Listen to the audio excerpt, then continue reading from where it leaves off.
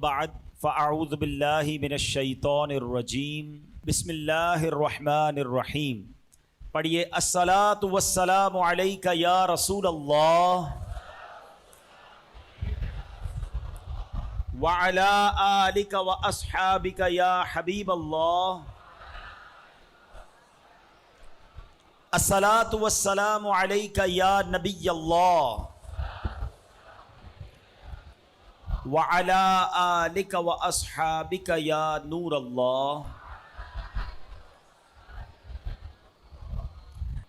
درود پاک پڑھنے کے بے شمار فضائل و برکات ہیں. صحابی رسول حضرت ابو طلحہ انصاری رضی اللہ تعالی عنہ فرماتے ہیں کہ ایک مرتبہ کا واقعہ ہے. صبح کے وقت اللہ پاک کے آخری نبی رسول ہاشمی صلی اللہ تعالی علیہ وسلم کے پر نور چہرے پر خوشی کے آثار تھے. صحابہ کرام نے اس کا سبب پوچھا. آقا کا چہرہ ویسے ہی بڑا پر نور، اور جب پیارے آقا خوش ہوتے تھے تو وہ ایسا چمکتا تھا کہ چاند بھی اس کے آگے ماند پڑ جاتا تھا. صحابہ نے پوچھا کہ حضور اتنی خوشی آپ کے چہرے سے چھلک رہی ہے، واٹ از دا ریزن، اس کی وجہ کیا ہے؟ تو اللہ کے حبیب علیہ الصلوۃ والسلام نے فرمایا کہ اللہ پاک نے یہ پیغام بھیجا ہے کہ اے محبوب صلی اللہ تعالی علیہ وسلم، آپ کا جو امتی آپ پر ایک بار درود پڑھے گا میں اس کے لیے 10 نیکیاں لکھوں گا، اس کے 10 گناہ مٹا دوں گا، اس کے 10 درجات بلند فرماؤں گا اور اتنی ہی رحمت بھیجوں گا. اللہ اکبر. ایک درود برکتیں کتنی ہیں. خوش کون ہو رہا ہے؟ ہمارے آقا مدینے والے مصطفیٰ صلی اللہ تعالی علیہ وسلم. درود پڑھنا کس نے؟ امتی نے. اجر ملنا کس کو ہے؟ امتی کو. درجے بلند کس کے ہونے؟ امتی کے. امتی کو نعمت ملے گی، خوشی نبی پاک کو ہو رہی ہے. یعنی امتیوں سے پیار کیسا ہے میری خوش قسمتی میں تیرا امتی. یعنی اللہ کی کتنی بڑی مہربانی ہے کہ رب کریم نے ہمیں ایسے آقا عطا فرمائے کہ جب جب ہمارے کام سدھریں، جب ہم پر رحمتیں نازل ہوں، اس کی خوشی سرور کائنات صلی اللہ تعالی علیہ وسلم کو ہو. پھر کیوں نہ ہم بھی نبی پاک سے دل و جان سے پیار کریں، ہم کیوں نہ پیارے آقا علیہ الصلوۃ والسلام پر کثرت سے درود پاک پڑھا کریں. آئیے مل کر محبت کے ساتھ بآواز بلند درود پاک پڑھ لیں. صلو علی الحبیب صلی اللہ تعالی علی محمد صلی اللہ علیہ وسلم. سیدی اعلیٰ حضرت اپنے بڑے پیارے کلام میں نبی پاک پر ہم درود کیوں نہ پڑھیں، میرے آقا پر کون کون سلام بھیجتا ہے، کون کون درود بھیجتا ہے، اپنے کلام میں بڑے پیارے اشعار لکھے. ان پر درود جن کو حجر تک کریں سلام، ان پر درود جن کو حجر تک کریں سلام، ان پر سلام جن کو تحیت شجر کی ہے، ان پر درود جن کو کسے بے کساں کہیں، ان پر سلام جن کو خبر بے خبر کی ہے، جنوں بشر سلام کو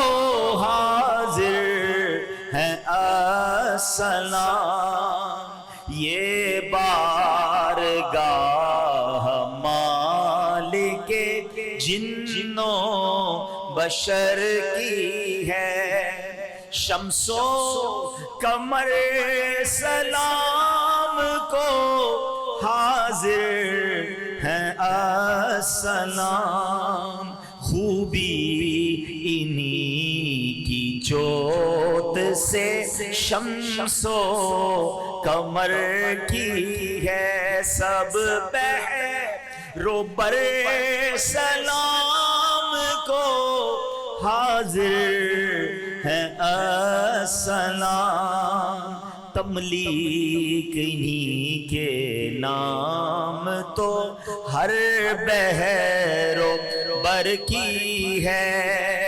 سنگو شجر سلام کو حاضر ہے آسنا، کلمے سے تر زبان درخت و حجر کی ہے، عرض و اثر سلام کو حاضر ہے آسنا، ملجائے بارگاہ دعا و اثر کی ہے۔ یعنی کون کون سلام نہیں کہہ رہا، کیا درخت، کیا پتھر، کیا چاند، کیا ستارے، کیا زمین، کیا سمندر، ارے جب بنا ہی سب نبی پاک کے نام پر ہے، میرے آقا تو وجہ تخلیق کائنات ہے نا، تو سارا جہان سلام کو حاضر ہے۔ اے امتیوں تم بھی سلام پڑھا کرو، تم بھی درود بھیجا کرو، تم بھی آقا کی بارگاہ میں اس طرح حاضری لگایا کرو۔ آئیے مل کر محبت کے ساتھ بآواز بلند درود پاک پڑھ لیں، صلو علی الحبیب تعالی علی محمد صلی اللہ علیہ وسلم۔ آج میں نے آپ کو جس موضوع پر چند مدنی پھول پیش کرنے ہیں، اس میں بہت ساری اس طرح کی گفتگو ہوتی ہے کہ قوم ترقی کیسے کرے، ہمارا وطن ترقی کیسے کرے، مسلمان ترقی کیسے کرے، عروج کیسے ملے۔ دیکھیے جب تک عروج نہیں ملا کرتا، جب تک زوال کی وجہ پتہ نہ چلے، جب تک تباہی کی وجہ پتہ نہ ہو، آپ کو پتہ ہوگا کس چیز سے نقصان ہوتا ہے، وہ کام چھوڑ دیں گے تو نفع ہونا شروع ہو جائے گا، ایسا ہی ہے نا۔ تو ہمیں پتہ تو چلے کہ بھائی قومیں تباہ کیوں ہو جاتی ہیں، ملک تباہ کیوں ہو جاتے ہیں، ایسا کیا کام ہے جو ہمیں نہیں کرنا چاہیے، اگر نہیں کریں گے تو ترقی ملنا شروع ہو جائے گی۔ تو آج یوں سمجھ لیں بیان کا موضوع یہ ہے کہ قوم یا وطن یا لوگ یا افراد کیسے ترقی کرتے ہیں، اور کیا ایسے کام ہوتے ہیں کہ جن سے وہ برباد ہو جاتے ہیں، ان پر زوال آ جاتا ہے۔ میں آپ کو ایک قرآنی واقعہ سناتا ہوں، ایک ایسی قوم کا واقعہ کہ جو قوم پوری دنیا کے لوگوں کے لیے مثال تھی، یعنی دنیا کی خوشحال ترین قوموں میں سے قوم تھی، سبا۔ یہ عرب کا ایک قبیلہ تھا، اور یہ لوگ اللہ پاک کے نبی حضرت ہود علیہ السلام کی اولاد میں سے تھے، ٹھیک ہے، اور یہ یمن کے قریب ایک بستی میں رہتے تھے۔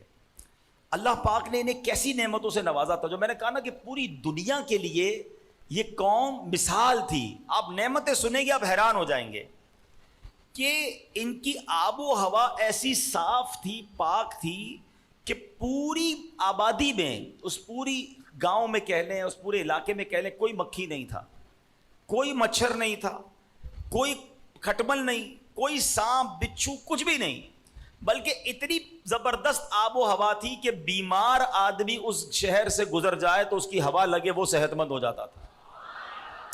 ایسی پیور اس کی کلائمیٹ تھا، اتنا صاف ستھری ہوا۔ اچھا فرمایا کہ موسم بڑا کمال کا، نہ گرمی زیادہ نہ سردی زیادہ۔ انسان ہے نا، زیادہ گرمی پڑے پھر بھی پریشان، زیادہ سردی پڑے پھر پریشان، نارمل موسم سارا سال رہتا۔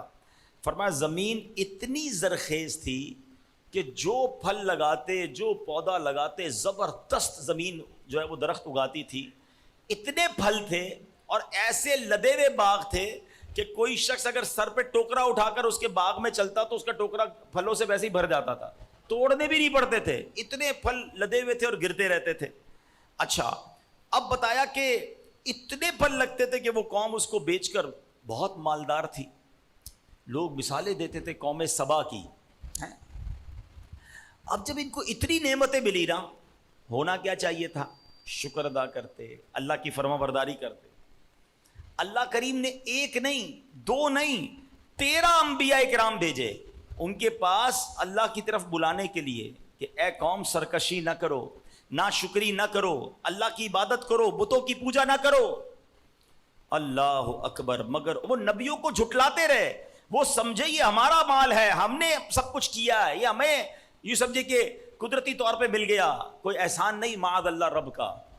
انبیاء کی بے ادبی کی، گستاخیاں کی، اور پھر جب اللہ کریم کا ان پر قہر آیا، رب عز و جل کی ناراضی ہوئی اور ان پر عذاب نازل ہوا.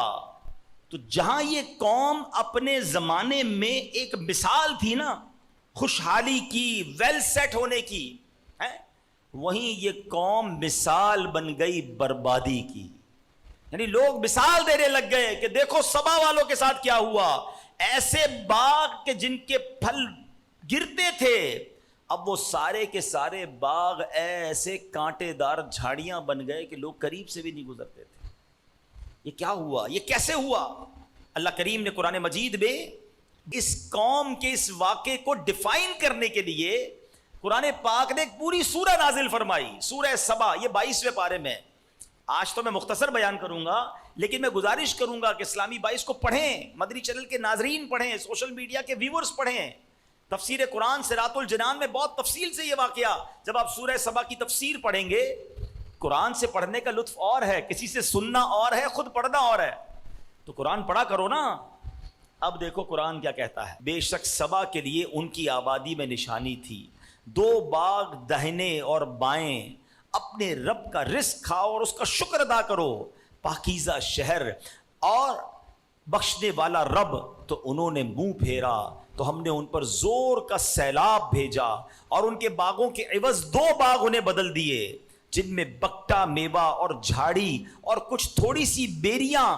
ہم نے انہیں یہ بدلہ دیا ان کی ناشکری کی سزا. اور ہم کسے سزا دیتے ہیں؟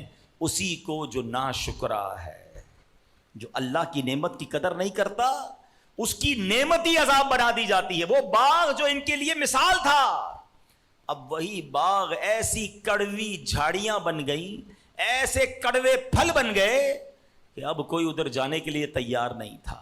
سیلاب بھیج دیا گیا, برباد کر دیا گیا, کیونکہ انہوں نے ناشکری کی. پیارے اسلامی بھائیوں, معلوم ہوا کہ ترقی اور عروج کا تعلق نام و نسب سے نہیں ہے. اس کے لیے یہ نہیں دیکھا جاتا کہ یہ کس کا بیٹا ہے, کس کا پوتا ہے. یہ نہیں دیکھا جاتا کہ کون زیادہ پیسے والا ہے. ترقی اور عروج اللہ کی طرف سے کردار والوں کو ترقی ملتی ہے. کردار پست ہو جائے تو ترقی زوال میں برباد کر دی جاتی ہے. ہم تو مائل بکرم ہیں. گویا رحمت الہی یہ اشارہ دے رہی ہے, یہ پکار رہی ہے کہ ہم تو مائل بکرم ہیں, کوئی سائل ہی نہیں. راہ دکھلائیں کسے, کوئی راہ روے منزل ہی نہیں. میرے پیارے اسلامی بھائیوں, چاہتے سب ہیں کہ ہو اوج سریا پہ مقیم. یعنی چاہتے تو سب ہیں کہ جناب عروج مل جائے, ہماری پاکستان ترقی کر جائے, مسلمان ترقی کر جائیں. چاہتے تو سب ہیں کہ ہو اوج سریا پہ مقیم. پہلے پیدا تو کرے ایسا کوئی قلب سلیم. پہلے وہ پاکیزہ دل تو پیدا کرو نا کہ جسے رب ترقی عطا فرماتا ہے. اے میرے پیارے اسلامی بھائیوں, اللہ کریم 13ویں پارے میں سورہ رعد کی آیت نمبر 11 میں کیا ارشاد فرماتا ہے. آج سمجھ لیں اس بیان کا جو مین ٹاپک ہے نا, وہ اس آیت سے آپ کو سمجھ آ جائے گا. اور یہی آج میں سکھانا, خود بھی سیکھنا چاہتا ہوں اور آپ کو بھی عرض کرنا چاہتا ہوں. اپنے تمام میرے اہل وطن جو سن رہے ہیں, ہم سب چاہتے ہیں ہمارے پاکستان کی جو مشکل گھڑی ہے, یہ جو مشکل وقت ہے, ہم اس سے نکل جائیں. مگر آؤ قرآن کی طرف رہنمائی لیتے ہیں, قرآن سے پوچھتے ہیں کہ اس مشکل سے نکلنے کا راستہ کیا ہے, کیسے ایک بار پھر مسلمانوں کو اور بالخصوص ہمارے وطن کو عروج مل سکتا ہے. سنو, اللہ قرآن میں فرماتا ہے, بے شک اللہ کسی قوم سے اپنی نعمت نہیں بدلتا جب تک وہ خود اپنی حالت نہ بدل دیں. اللہ نعمت واپس نہیں لیتا ہے. قوم اگر اپنے کام ایسے غلط کرے تو پھر وہ نعمتیں اس سے چھن جاتی ہیں. تفسیر قرآن صراط الجنان میں قبلہ مفتی صاحب کیا فرماتے ہیں, اس آیت میں قدرت کا ایک قانون بیان کیا گیا ہے کہ اللہ پاک اس وقت تک قوم سے ان کی نعمتیں واپس نہیں لیتا جب تک وہ قوم خود اپنے اچھے اعمال کو برے اعمال میں تبدیل نہ کر دے. اب آئیے جائزہ لیتے ہیں دنیا بھر کے مسلمانوں کا بھی اور ساتھ ساتھ ہمارے اپنے وطن میں مسلمانوں کا. جو پرابلمز ہیں, جو مشکلیں ہیں, جو پریشانیاں ہیں, ایک مشکل سے نکلتے نہیں دوسری مشکل آ جاتی ہے. ایک وقت تھا کہ پوری دنیا میں ہمارے وطن کا نام تھا, ایک وقت تھا کہ دنیا میں عروج تھا مسلمانوں کا. یہ کیوں ہوا؟ قرآن کہتا ہے اللہ نعمت واپس نہیں لیتا ہے جب تک قوم خود اپنے کام ایسے نہ کرے.